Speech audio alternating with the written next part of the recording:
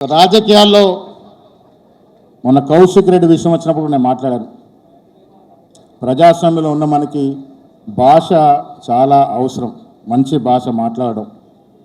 మొన్న కౌశిక్ రెడ్డి వాడిన భాష వల్లే గాంధీ అనుచరులు రెచ్చిపోయినట్టు సందర్భం. మనం మర్యాదగా మాట్లాడుకుంటే మర్యాద కూడా విమర్శించుకోవచ్చు. నేను ఒకనాడు రోషయ్య గారి స్పీచ్ విన్నాను, చంద్రబాబు గారి మీద మాట్లాడుతూ ఆ భాషలో తిట్టను తిట్టుంది, కానీ ఒక్కటి కూడా తిట్టనిపించదు మనకు. తిట్టని తిట్టంటూ లేదు ఆ స్పీచ్లో, కానీ ఒక్కటి కూడా తప్పుపట్టి తిట్టు అనడానికి లేదు. అంత జాగ్రత్తగా మాట్లాడే సందర్భం. రాజకీయాల్లో వైరు వర్గాలు ఉంటాయి, ఎన్నికలప్పుడు పోటాపోటీలు ఉంటాయి, కానీ మన రాయలసీమ కాదు. ఎన్నికలైన తర్వాత సౌహృద వాతావరణంలో మాట్లాడుకునే పరిస్థితి తెలంగాణలో, తెలంగాణ గడ్డలో, ఈ రక్తంలో ఉంది. భాష అనేది 2014 తర్వాత, ముఖ్యంగా కేసీఆర్ గారు ముఖ్యమైన తర్వాత చెడిపోయింది. నిజంగా కూడా ప్రజలు దానికి అలవాటు పడ్డారు. పిసిసి అధ్యక్షుడిగా రేవంత్ రెడ్డి ఉన్నప్పుడు మనం కొంత సౌమ్యంగా ఉంటే బాగుంటుంది అన్నప్పుడు, లేదన్నా దెబ్బకు దెబ్బ మాట్లాడాలంటే అదే భాష మాట్లాడాలి అనేటువంటి మాట రేవంత్ రెడ్డి గారు ఆ భాష ఎంచుకున్నారు. కాబట్టే ఇవాళ ధీటుకు ధీటుగా జవాబు చెప్పగలిగినాం, మనం అధికారంలోకి రాగలిగినాం.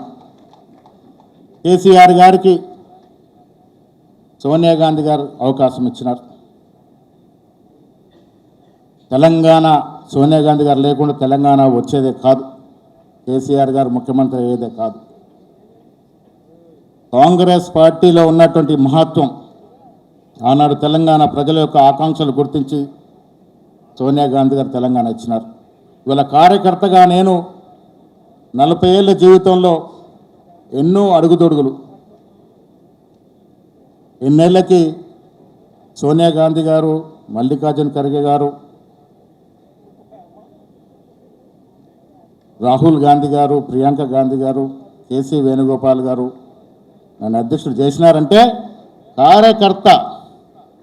భగవద్గీతలో శ్రీకృష్ణుడు ఒక మాట అంటాడు, నీ పని నువ్వు అంతర్గత శుద్ధితో చేసుకుంటూ ఉండు, ఫలితం దానంతట అదే నీ చెంతకు చేరుతుంది అని. నిజంగా కూడా నేను ఎప్పుడు పీసీ అధ్యక్షుడు అవుతానని అనుకోలేదు. రేవంత్ రెడ్డి గారు పదే పదే అంటూ ఉంటారు, జాగ్రత్తగా చేయన్నా, నా తర్వాత పార్టీని నడపాల్సి వస్తుందని.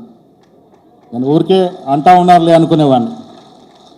కానీ నా స్థాయికి పీసీసీ అధ్యక్షుడు అవుతానని ఏనాడు కూడా ఊహించలేదు. శామ్ పిట్రోడా గారు మొన్న అమెరికా నుంచి ఫోన్ చేసినారు, నన్ను అభినందిస్తూ రాహుల్ గాంధీ గారితో